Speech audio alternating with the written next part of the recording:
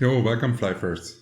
So the level 1 to 60 level guide was popping off really well and you seem to like it, and I realized that a lot of players already reached the level 60 mark. So here we follow it up with the fastest way to get from level 60 to level 90.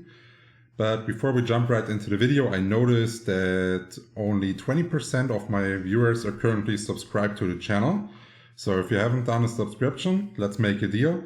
You will watch this video all the way to the end, and I'm sure I earned your subscription by then. So now let's get started.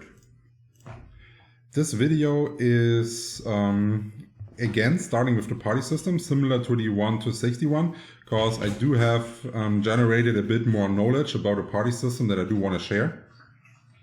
So solo leveling is still the worst. Nothing has changed about this.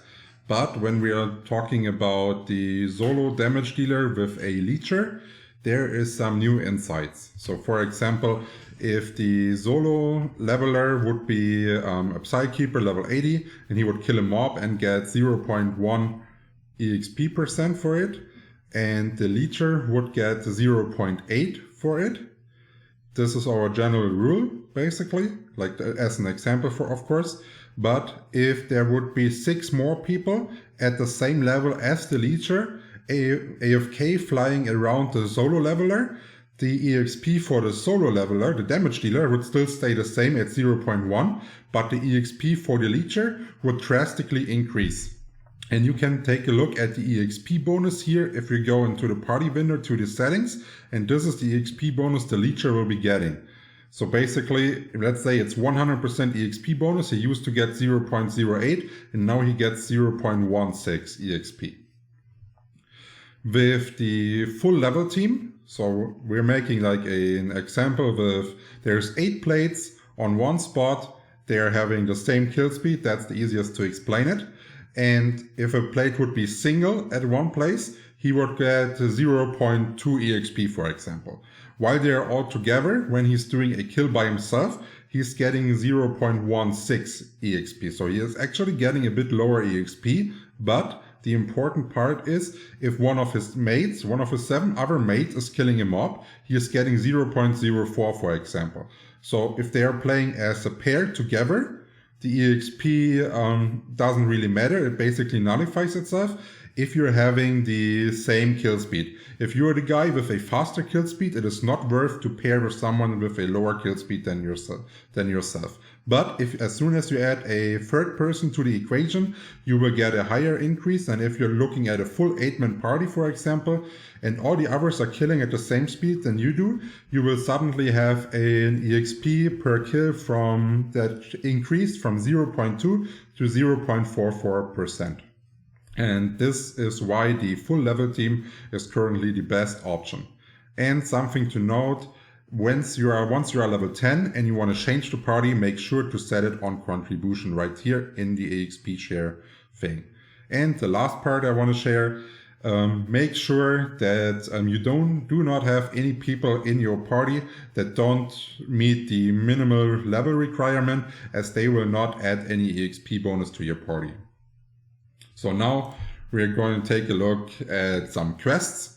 In the guide from level 1 to 60, we didn't recommend any story quests. We only recommended quests from like quest items that you're dropping. But now that you are level 60, quests start to be worth something in the game. And if I mean worth something, they are really, really strong. So if you follow this advice and this quest line, you will almost immediately jump from level 60 to 65 with, basically not farming like a huge amount of anything. It's really, really fast. So the first quest you want to start is the Internal War of Red Bank Troup, and you find this in Central Flowers, and you can accept it at Luda right here. Note, we will only go over where you can start those quests, and I will link a quest description in the video below. So make sure to check this out so you know exactly what to do. And if you're having trouble with the quest or can't figure something out, leave a comment and I will try to answer it. And once the game progresses, I will make a guide for every single quest here. Since those are long quest lines, it takes me a while to do it. Then the next quest you definitely want to start at level 60 is the Legendary Redmantis. It is also in Flaris, but in East Flaris, all the way to the bottom right here at the Rutterville NPC. And now there's the last one, the Initiation of Champions. This is a bit controversial because I already know you can start this quest at level 15.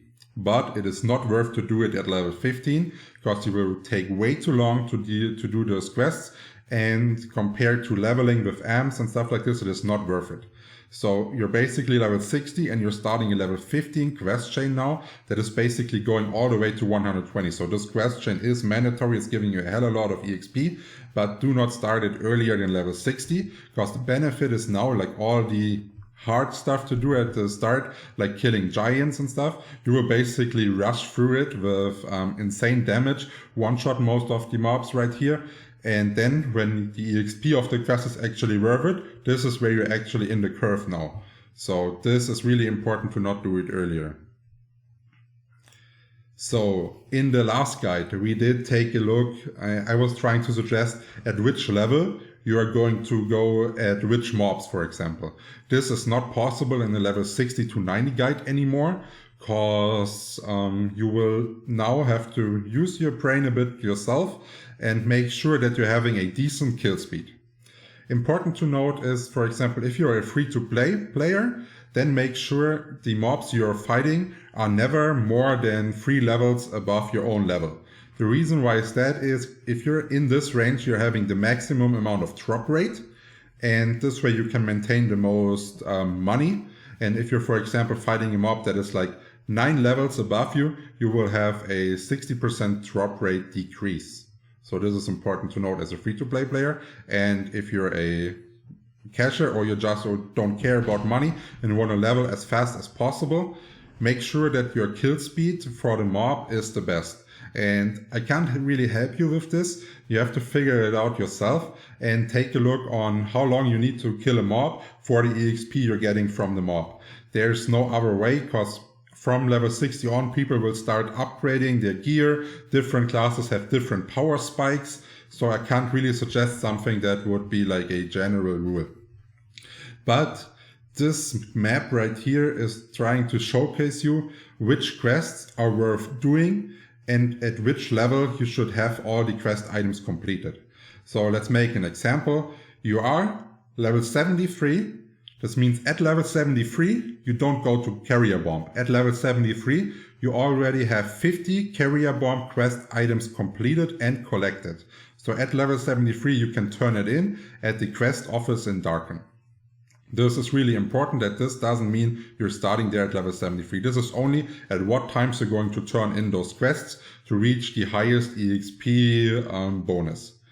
And you always want to turn them in at the highest EXP bonus, because this will give you like the best power spike to increase a level. And the higher your level, the faster you will increase your level, the faster you will drop higher value drops that you can sell at the NPC and therefore increase your gear. One last thing I want to note about quests. In Flyff Universe, there are a bunch of flying mobs added to the game to bring flying combat back. I still don't really like the flying combat. It feels really clunky, but I don't know if it's due to the high ping on Southeast Asia server or overall. That's why I didn't include the quests from the flying mobs in here. But in the Darken quest office that you can find right here, you can also accept those quests. I do recommend not like try-harding for those quests. So when you're turning in one of those quest item questies and you're there and you find like a flying quest, make sure to just go there. If you're in a party, it's pretty good because the kills are party shared, so you can finish those quests fairly quickly. Now let's take a look at the level 70 quest line. Those are really important. Probably even more important than the level 60 ones. We will start with the bottom run right here.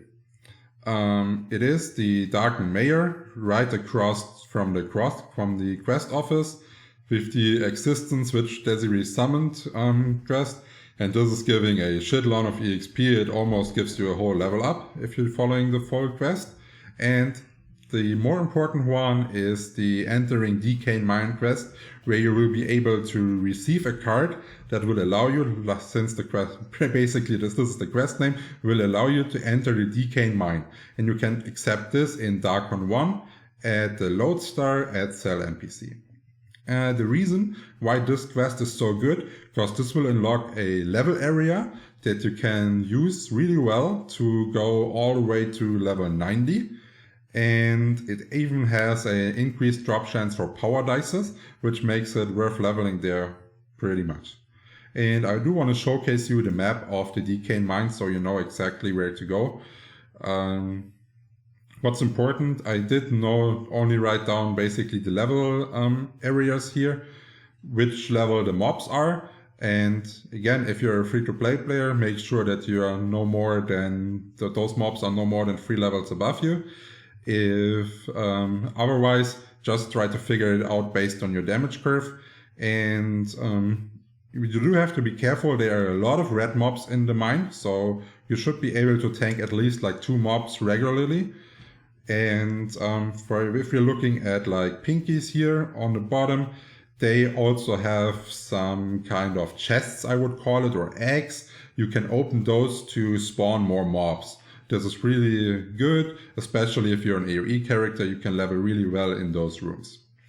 Then some side note right here, this is also the area where you will be finding the new level 100 Meteoniker boss that is dropping the mystical silver weapons. So if you want to farm those weapons, this quest is mandatory anyways.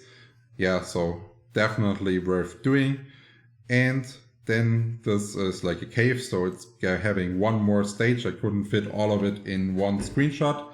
And here you're having a bit higher mobs ranging from 85 all the way to 95. And make sure that you, if you can, level in the mine. And if you're a ringmaster, for example, can survive there as well.